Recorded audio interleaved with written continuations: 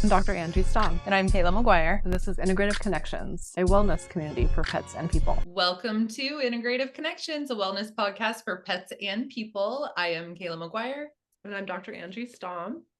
And today we welcome Meagan Perkins to our show to chat about her role as a regenerative health practitioner. She is helping people and animals heal using detoxification, nutrition, and parasite cleanses. So welcome, Meagan. We're excited to chat with you. Thank you. I'm really excited to be here.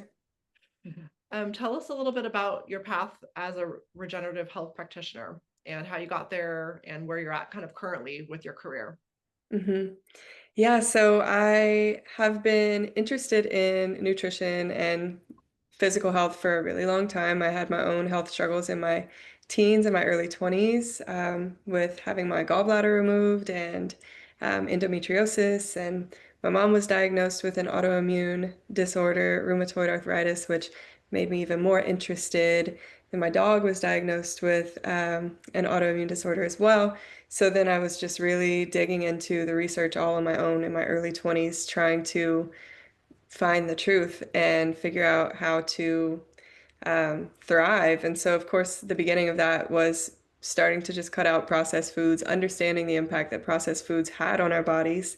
And it was really profound how much of an improvement both I and my mom experienced from doing that alone, just removing the processed foods from our diets. And my he was a vet, and my aunt is also a vet. And so there was always this deep relationship and comfort and safety with animals, growing up with a lot of animals around me and with people who were very confident with animals. And so that led to me developing deep relationships and confidence with them as well. And I worked in animal rescue in that period of time whenever I was digging into the research for my own health, and got a lot more experience working with animals that way as the cat coordinator at a rescue. And then I eventually, through my digging and my research, I came across my teacher. Her name's Carrie Drinkwine, and she has the Institute of Regenerative Health. So I studied with her there, and that's where I really learned a lot of the deep, deep information about cellular health and well-being and nutrition and the unique nature of the environment that we exist in today, the world that we're in, and the toxins that we're exposed to, the tens of thousands of unregulated toxins in the air that we're breathing, and everything that's in our food, and the forever chemicals and the microplastics, and how those things damage our gut, and what happens whenever the gut is damaged, and the lymphatic fluids get kind of backed up and sludgy, and how that creates an environment that holds space for these kinds of pathogens, parasites, fungus, and bacteria. The terrain theory, as they call it, understanding the body through the perspective of its terrain and looking at what we're really holding space for.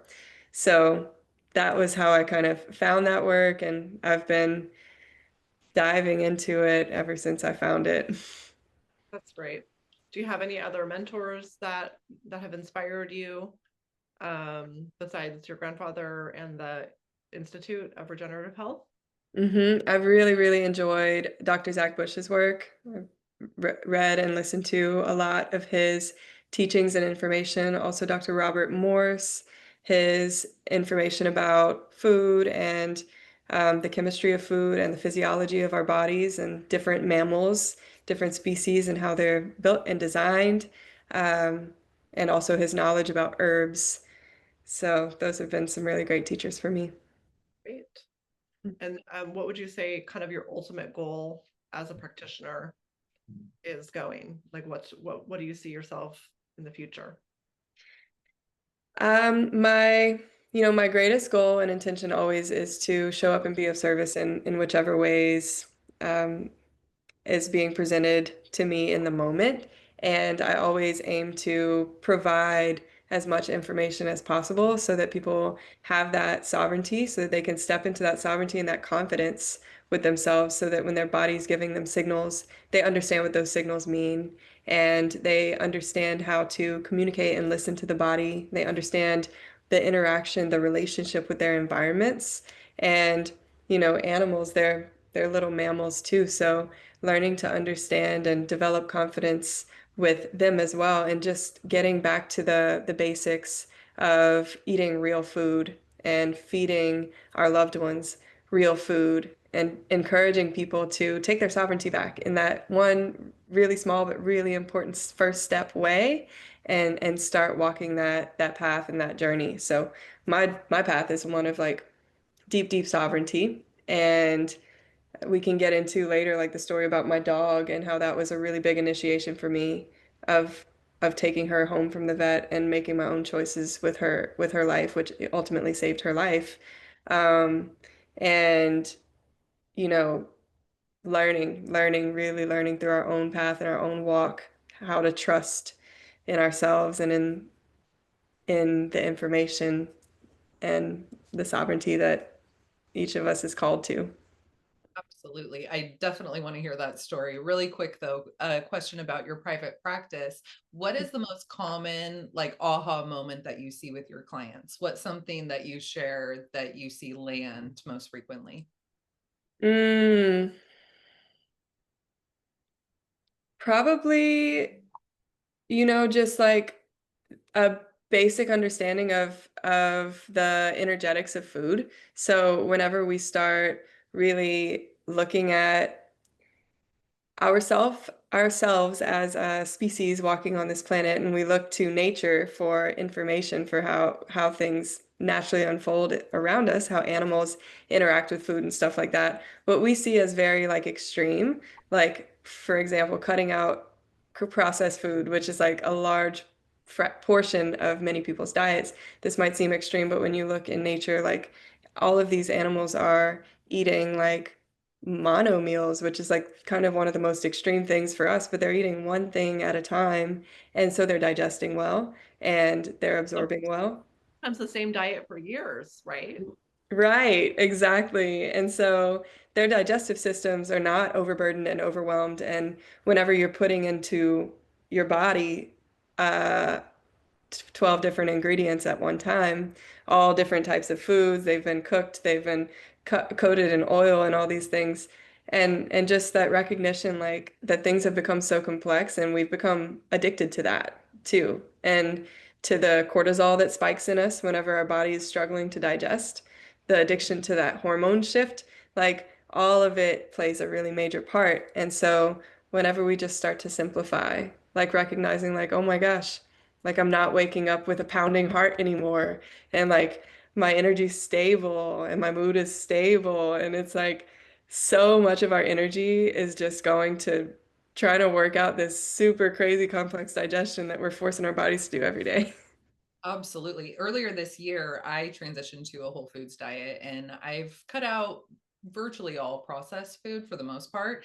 And I notice when I have a bite of like someone's ice cream or something, I don't even want a second bite. It is so bizarre to me because I was so addicted to sugar. I was addicted to eating out, and just having that shift, my body's like, no, thank you. Because now it recognizes, the diet that I've been giving it. And that's all, I believe that that's all driven by the microbiome. Mhm. So as you shift your microbiome, you have less food cravings, you make better choices, in terms of if you listen to your cravings, what you actually want to eat. Yeah, and you're craving nutrients, which Right. is why And when you're you still hungry. right. And if you eat a nutrient dense diet, you don't have food cravings. Exactly. Yeah. Yes. But one thing that I've noticed, I used to be addicted to sugar as well. And my partner that I've been with for 9 years, my husband, can't tolerate sugar at all. And so I've noticed since I've been with him, just A, we don't eat it, but B, I don't crave it either.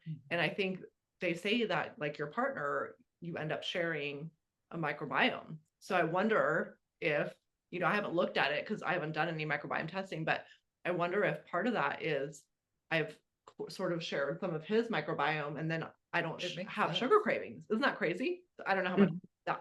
Well, and I've also like gradually improved my diet and improved my supplements and all of those things. But anyways, it's interesting. And I also did a 30-day Parasite cleanse this summer. And the number one thing is I lost my brain fog. My brain fog was so bad. And I don't even have, it's kind of bizarre. My eyes became clearer. Mhm. Cool. Yeah.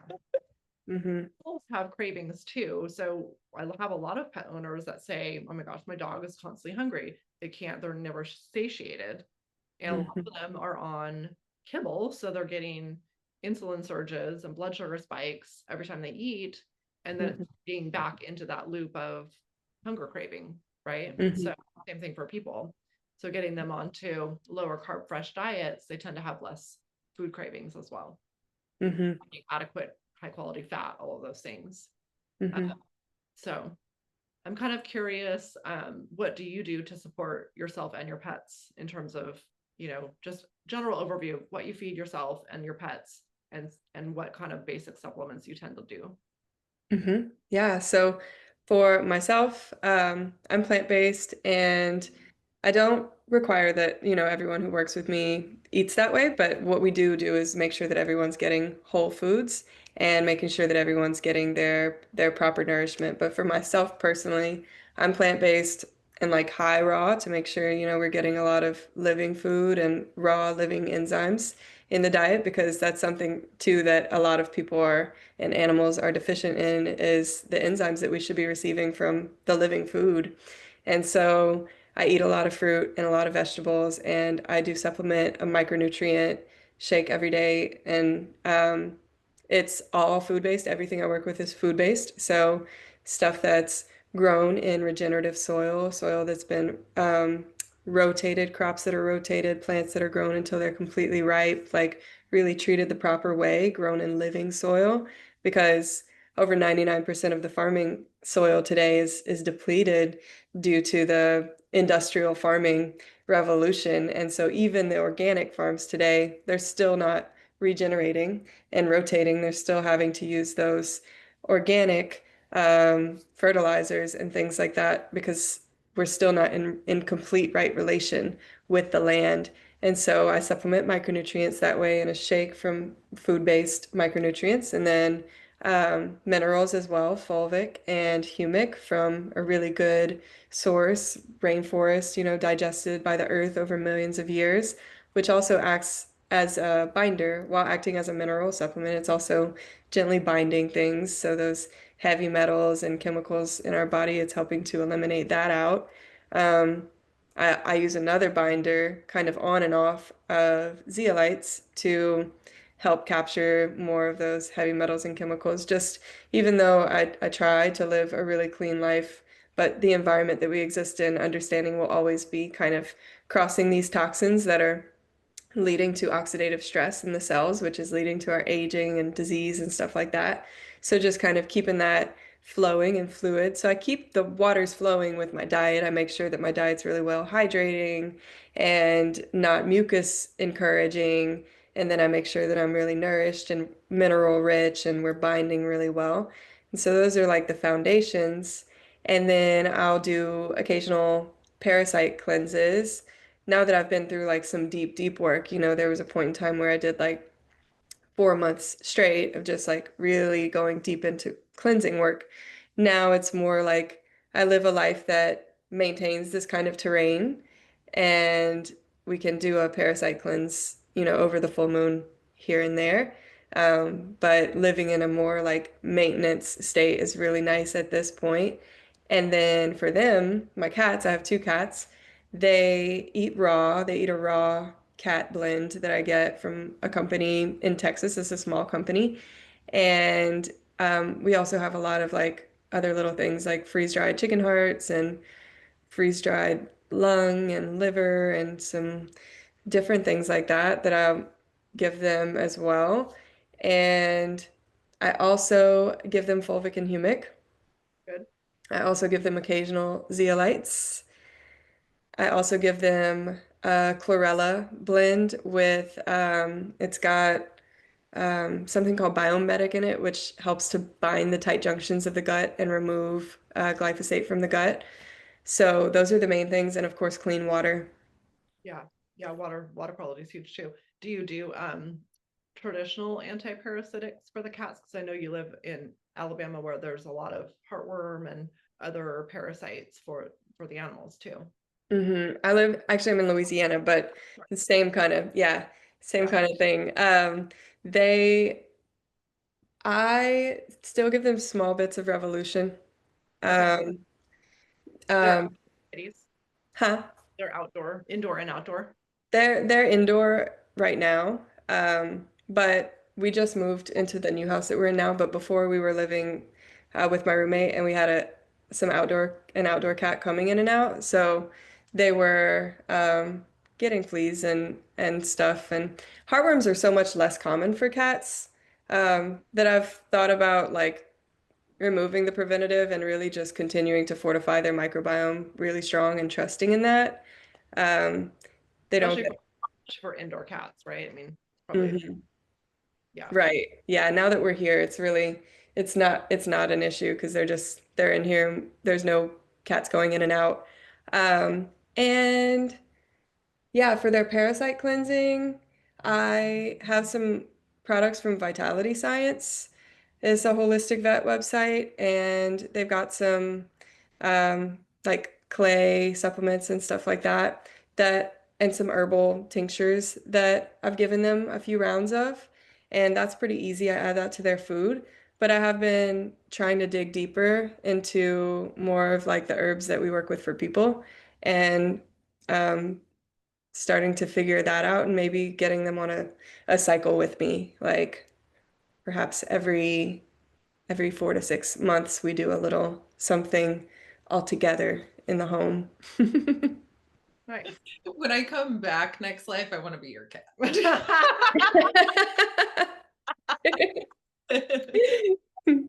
I do like and recommend balanced commercial raw diets for dogs and cats just because I think it's harder for people to get the right balance on their own, although it can be done. So I like to find companies that, have those types of products and also maybe know that the meats are as clean as we can find, right? So how do you source that for your cats? So how are you looking at like the meat quality and the meat sourcing?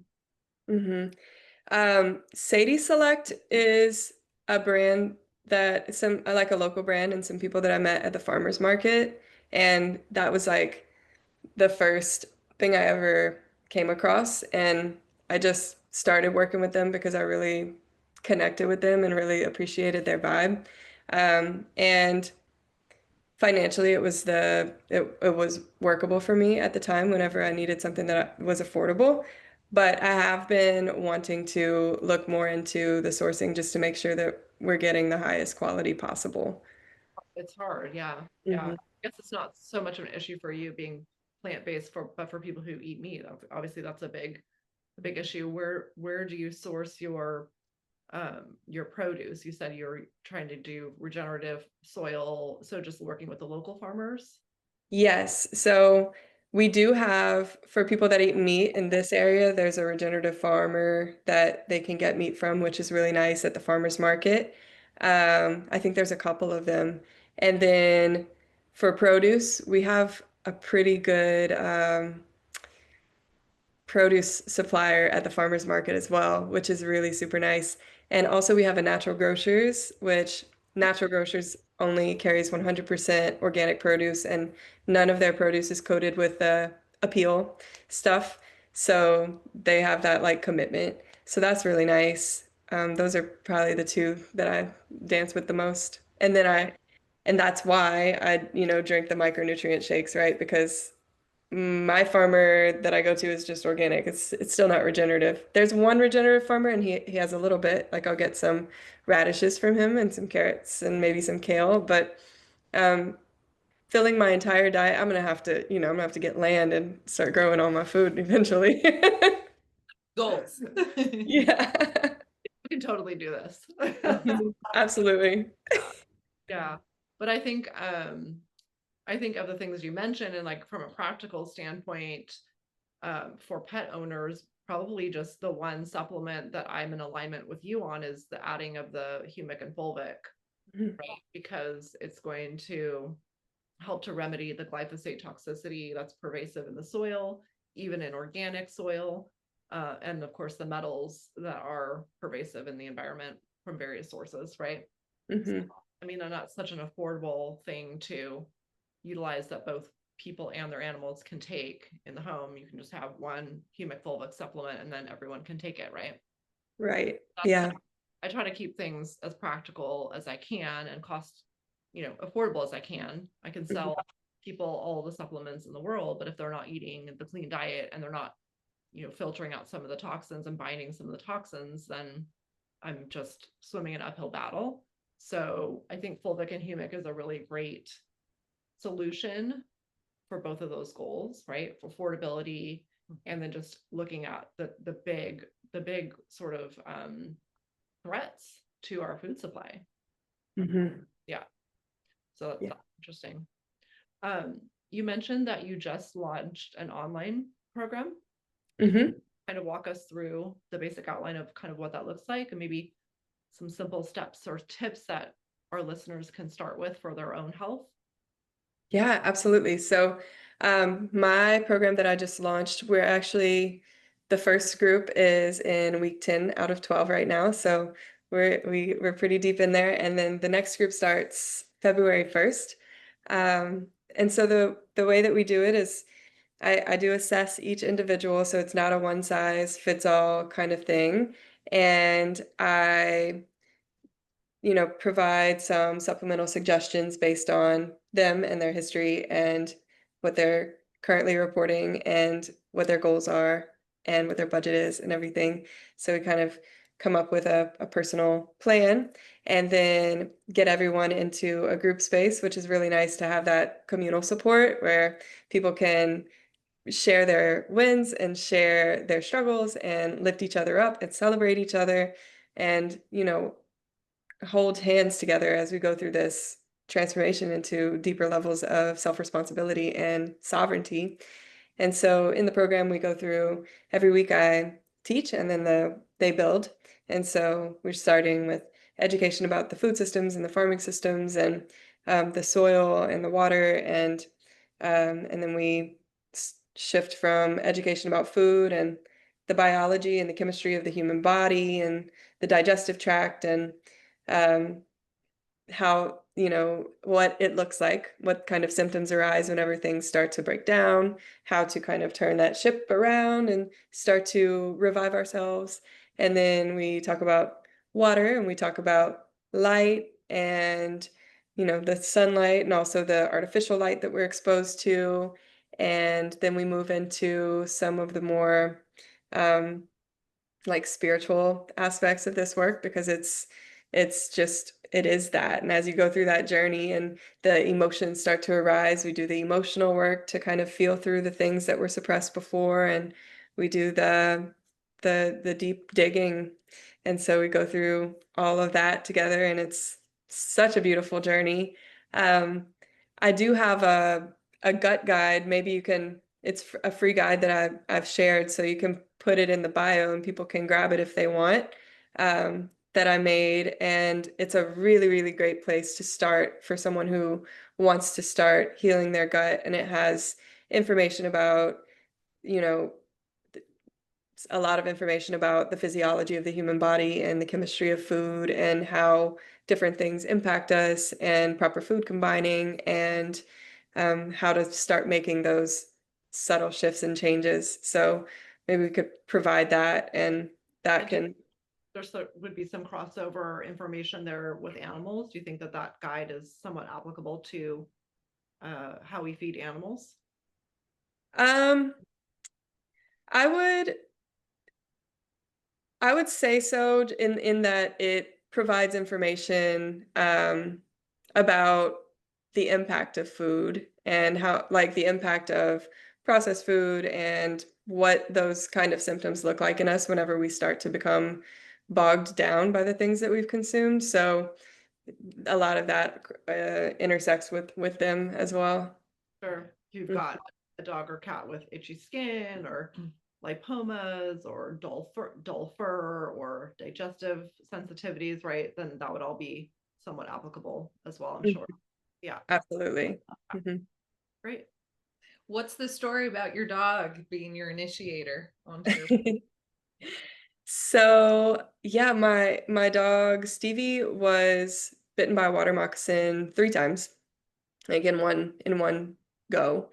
And I was out of the state, and my sister called me, and it was like super concerning, you know. So she brought her to the vet, and we hadn't had any experience with venom or anything like that, but they didn't have anti-venom anyway, so making a choice about it wasn't even a matter of choice. It was just like, that's not happening. So they started giving her fluids, and they gave her a fentanyl patch for pain, and they kind of just monitored her, and she was bleeding nonstop. She had like a steady stream of blood just pouring out of her, and there was one bite here, right touching her eye, and then like under her jaw, so all here, and then another one on her leg. So she was so swollen. It was like there was no definition of her jaw. She was just completely swollen, and for 24 hours bleeding. And so the vet was calling me, you know, at different points and being like, okay, like she still hasn't stopped bleeding. Like her platelet count is getting really, really low. And he finally called me at the 24-hour mark, still bleeding a lot. And he's like, okay, perhaps we can like send her off to LSU and do a platelet transfusion. And I was just, I've been sitting with it for a while, and I called my sister and I was like, I think that we should detox her, you know, instead of going all this way to add more platelets in her body and stuff like that. Her body is trying to remove a toxin, and I think we should just help her out and take her home. You know, it's reaching a point where we don't know if she's going to make it. And he's saying that even if she does survive, like she'll definitely lose this eye. But he was just certain of that because it was like really, really gnarly. And we made the decision to just take her home instead and just give it our best shot. So we started right away with a really high dose zeolites, you know, because she's close to not making it anyway. So I'm just like, we're just gonna give her like a lot. So we started with the zeolites to try to bind the toxins and get them eliminating. She hadn't been using the bathroom at all. And so we started the zeolites, and we also started CO, which is a redox signaling supplement that we work with that increases cellular communication.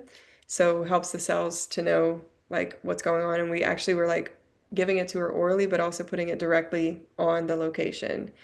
And then within an hour, she peed for the first time. And it was like dark, like a lot was being grabbed and filtered through those kidneys super fast. And then her bleeding stopped. And so after a whole 24 hours of just like, there's no hope, it was just like pouring, same rate, just like pouring blood, super thin blood, it stopped. And we were like so hopeful at this point. So we're just like, okay, let's just dive in with these biohacks. And so we gave her a lot of zeolites to just keep cleaning up the fluids, just keep eliminating. So, you know, support her spleen because her spleen's like probably so overwhelmed, destroying all her red blood cells, not knowing what's going on. So we're giving her the zeolites, we're giving her the ASEA redox. Those were the two main things that we focused on. And then she looked like herself so fast. Her inflammation went down so quickly, and they had to bring her to the vet 3 days later to get the fentanyl patch removed. And they were blown away because her eye was fine. Her eye, we kept her eye, nothing was wrong with the eye.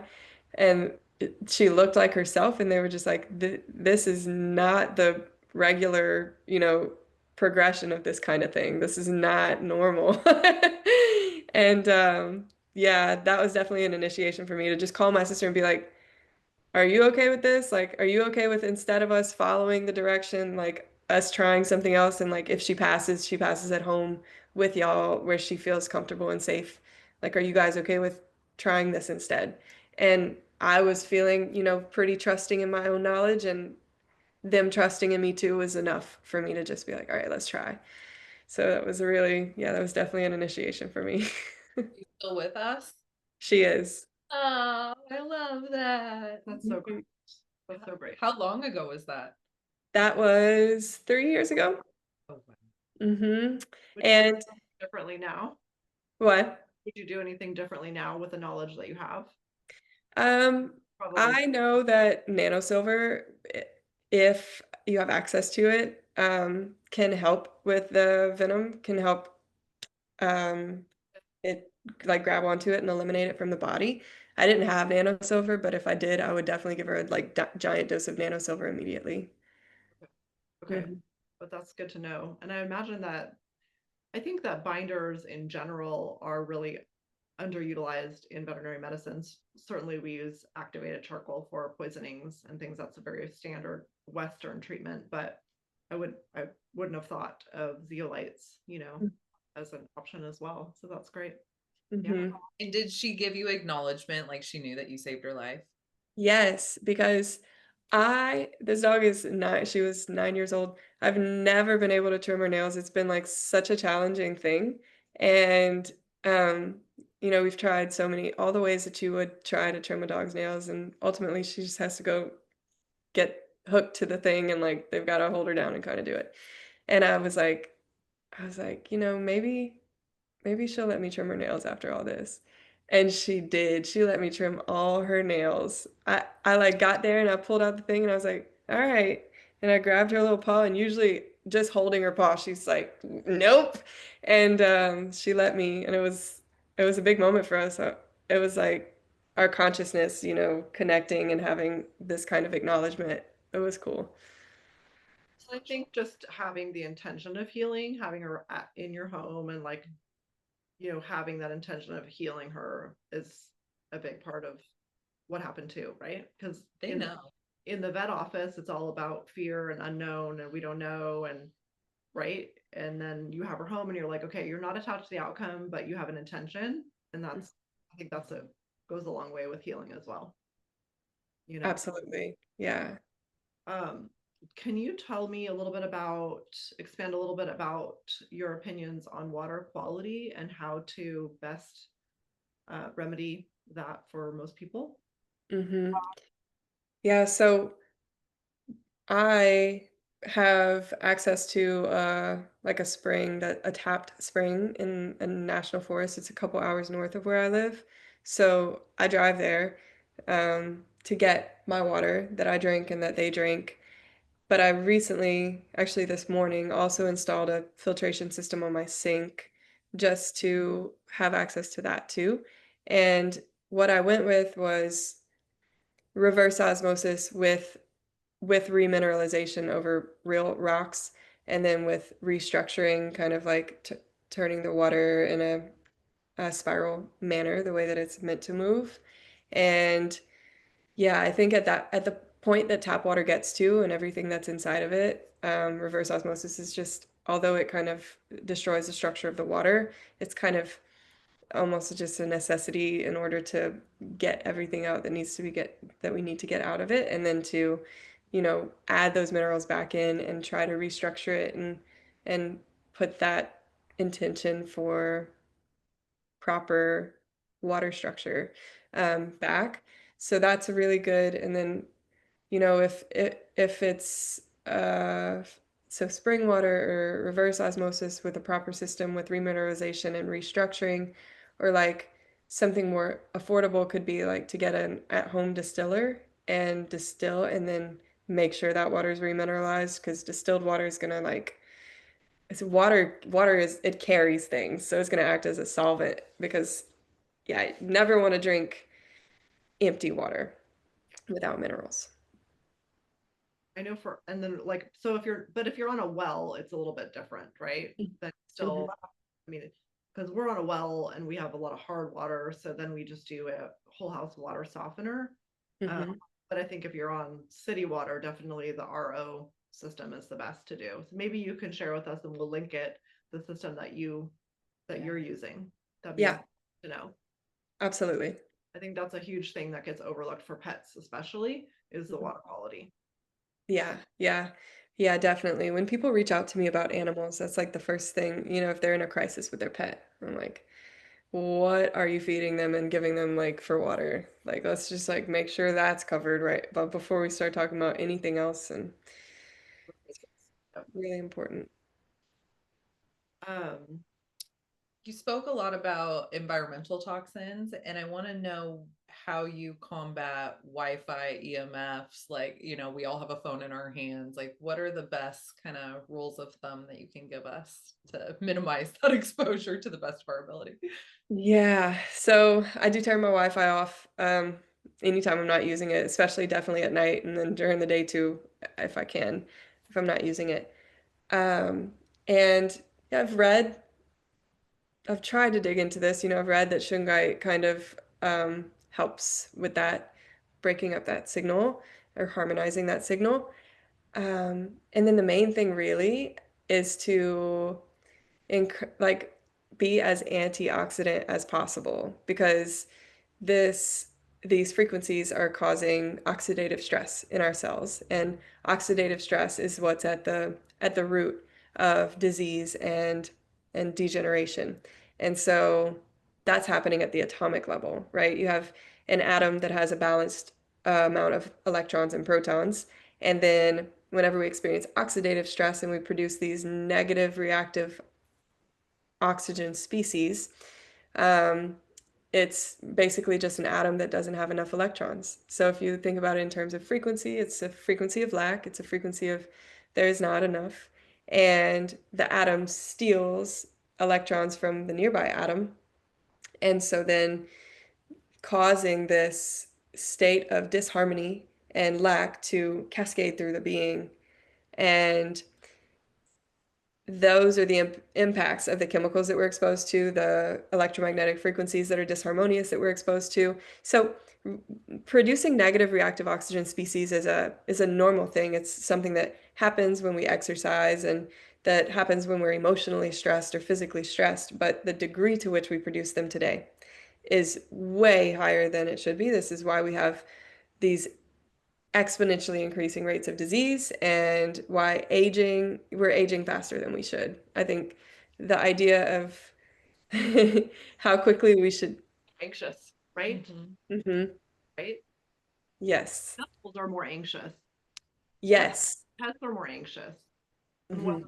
or not that's the environment or whether or not that they're feeding from off of their humans' anxiety, but I think the EMF issue is a big one to look at for pets too. Don't have your cat bed by the router, right? Don't have your just basic things like that. Mhm. Absolutely. Yeah. And then things that are antioxidant, because that's all an antioxidant is something that is electron abundant. So it offers electrons to these unstable atoms, and it brings the system into a state of calm and a state of abundance and a state of there's enough and a state of peace and ease. And so, our common antioxidants are things like the berries, blueberries, um, but hydrogen is a really strong antioxidant.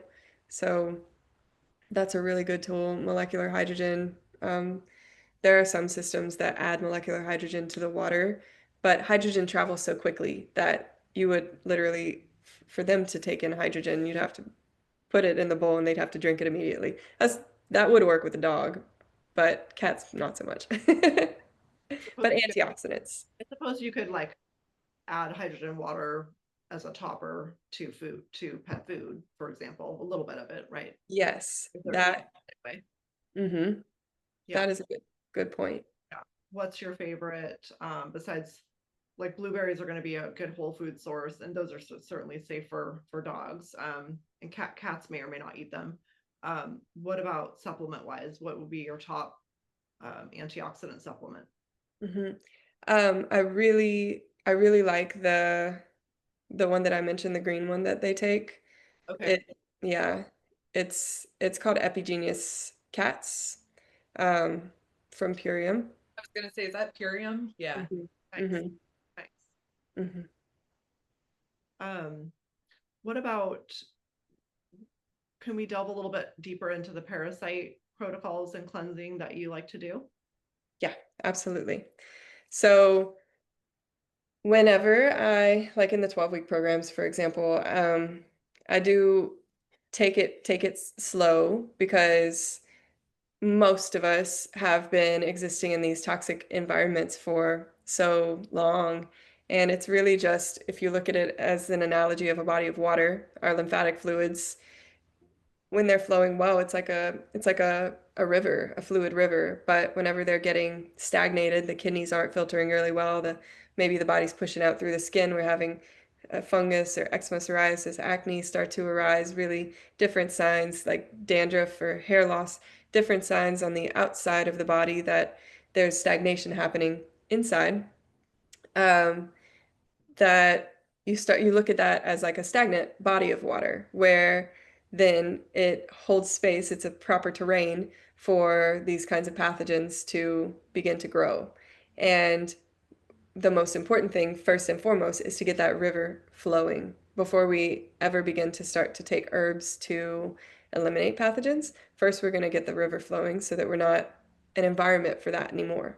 Because if we take herbs, it's just like, if someone goes to the doctor and takes antibiotics, it's just a matter of time before that kind of issue arises in them again if they are eating the same way and living the same way and creating the same environment, they can expect the same results. And so we first shift the environment. That's why the beginning of the program is so focused on food and understanding the physiology and chemistry uh, and the water and everything like that. And so getting the body filtering and flushing well, using herbs and binders to support the kidneys and start eliminating those heavy metals and chemicals. And then working our way toward beginning the parasite herbs at the point where we're now in the state of detox. The bowels are moving well, the kidneys are filtering well, we're flushing, we're releasing, and the body's ready to start eliminating those parasites and pathogens because parasites and fungus is really drawn to metal. So a lot of the heavy metals in our bodies, they've been eating and consuming and is contained within their bodies. And so when we take an herb that kills them, then they, spill out their contents. And that's why the binders are so important to capture those contents and eliminate them out.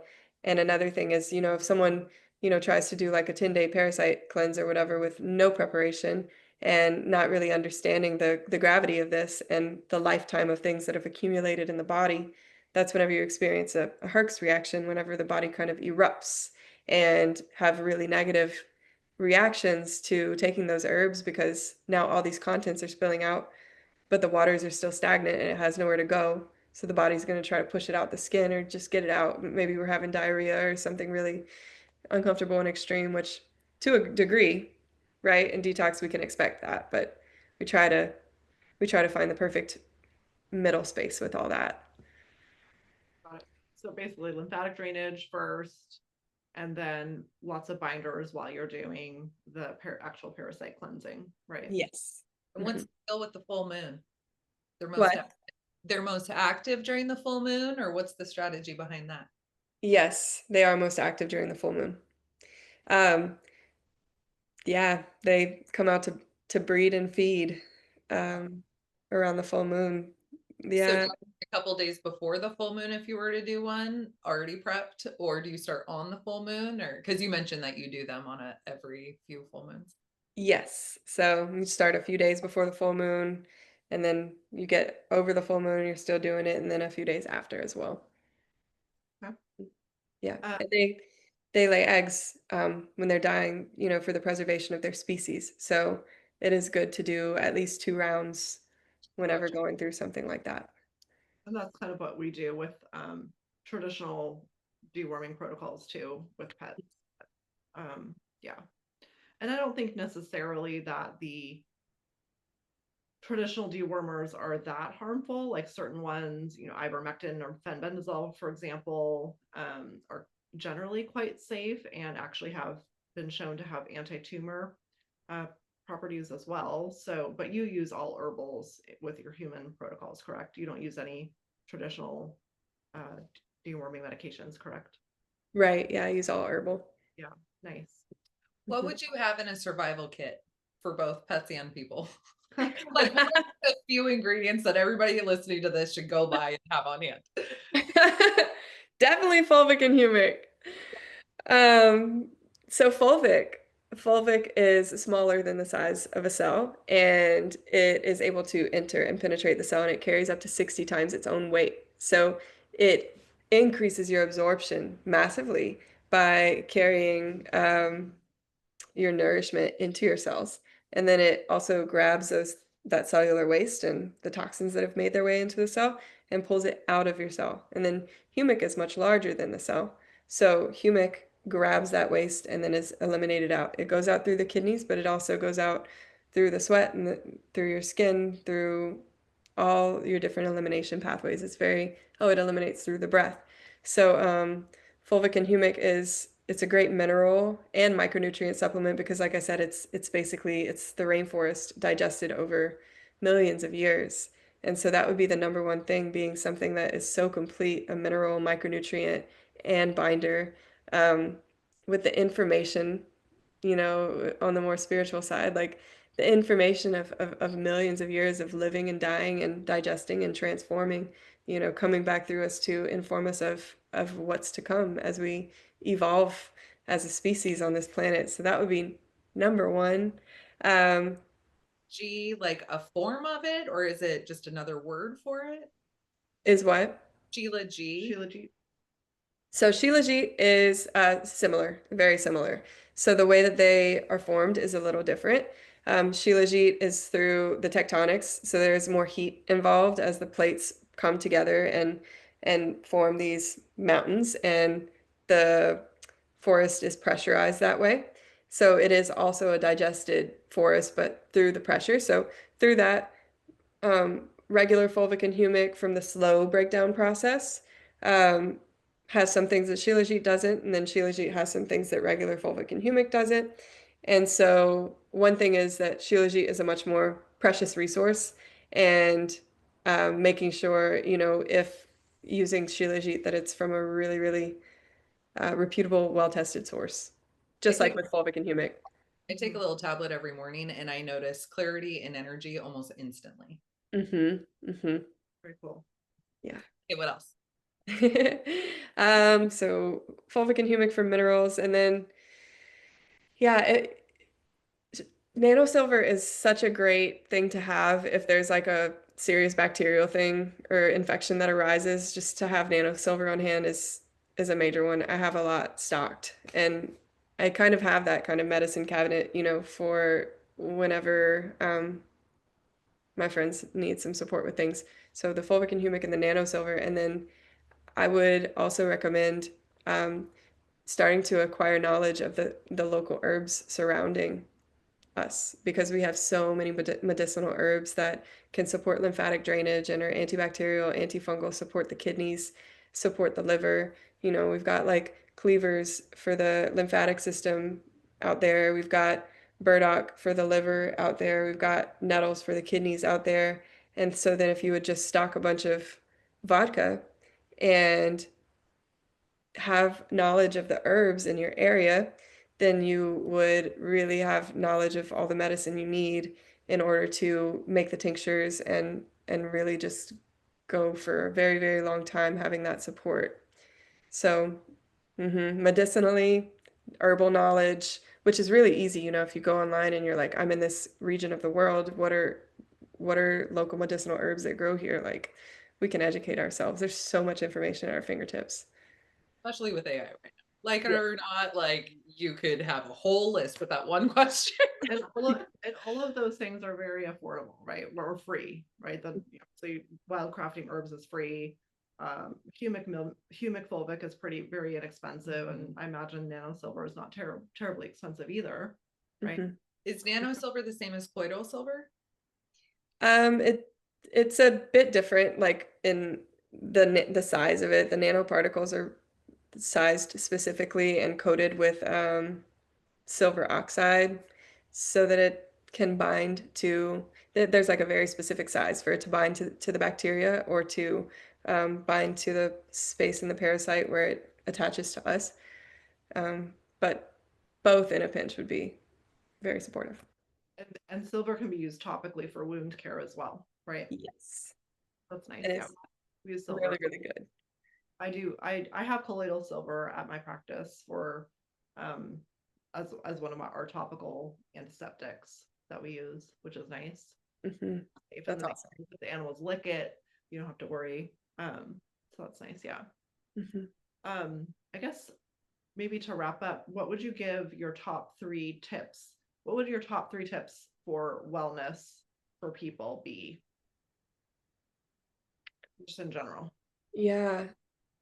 Number one would be cultivating mindfulness in the day-to-day life because that's so all-encompassing. It's so important and so encompassing. And cultivating mindfulness in all of our small actions and activities. I always like to reference Thich Nhat Hanh's teaching about washing the dishes, where he said, if you're washing the dishes, but you're thinking about the cup of tea that you're going to make after you wash the dishes, then you're missing the whole point of being alive right now and being with this dish. And then when you get to the cup of tea, you probably won't be there for that either. And you'll be thinking about what comes next. And so, like, bringing the awareness consciously into the present moment every time that we notice, just bringing ourselves into the present moment and recognizing, like, right here, right now is where it's at. And through that, you know, slowly unfolding into a life where we grab every opportunity of freedom that's available to us to go outside and to put our feet on the earth and to be in the sun and to connect to what's real, because that is where our personal internal information is gonna come from, through our regulation with the natural cycles around us, because we're meant to be living in this natural environment, like completely immersed in it, and many of us are completely removed from it. So that is like an essential piece of what it is to be a healthy human being, is being present and in relationship with our natural environment. So that would be my first. Free. Yeah, it's totally free. Yeah, it really is just like cultivating the discipline and the devotion, right? To take our free time and do with it something that is meaningful rather than like doom scroll. Living with intention. Yes. Yes. And That would be the first. the animals do that well, but there is a piece of the circadian rhythm and the natural light that some pets miss out on as well. So that's something for pet owners to look at as well, right? Yes, Yeah. absolutely. Yeah. So that's the first. And then the second, of course, would be to shift over to whole foods. Nothing has to happen overnight, but just becoming aware of the ingredients of what we're consuming and what we're putting in our bodies. And being careful with that, understanding like something is always going to either be loving us back or not. And so just asking ourselves, like, does this food love me back? Does this food lift me up? And does this drink love me back and lift me up, right? Because there are some drinks like alcohol. It's legal and it's accessible, but people often do things that they regret, and it's got so many negative physical effects on the body. And so just really, really asking ourselves about what we're putting in our bodies and what we're consuming and what it's doing for us and to us, and if that's in our intention to feel that way. And then the last thing um, would be definitely assessing the physical environment. Um, all the synthetic scented trash bags, household cleaners, shampoo, conditioner, soap, water quality, maybe get a shower head filter, the environment that we exist in, the clothes that we wear, the things that touch us and the things that we breathe in, everywhere that we have sovereignty and choice to start enacting that choice and start making that shift every day, internally and externally. Be the change you wish to see. I love that. That's amazing. All super great advice. Yeah. Well, thank you. Is there anything? And where can they find you? Want to share your website and your course and all that? Yeah, so my website is meaganperkins.co, just .co. And then the course itself you can find on that website, but it's just meaganperkins.co/cohort, and they can find more information about that there. And then Instagram is rooted_regeneration. That's where I found you. I just love the way you articulate things. Go follow her because you're going to gain so much wisdom. Thank you so much. Excited to connect with you, and we're Yes. excited that just to chat with you, and excited to see what more we can learn from you. You're making your movement move. Thank you so much. Yeah, I've really, really enjoyed this conversation. Yeah, We thank did you for too. taking the time. I really Thanks, enjoyed it Megan. as well. Mhm. Have a great rest of your day. Thanks for Y'all watching. too. Bye. Ciao.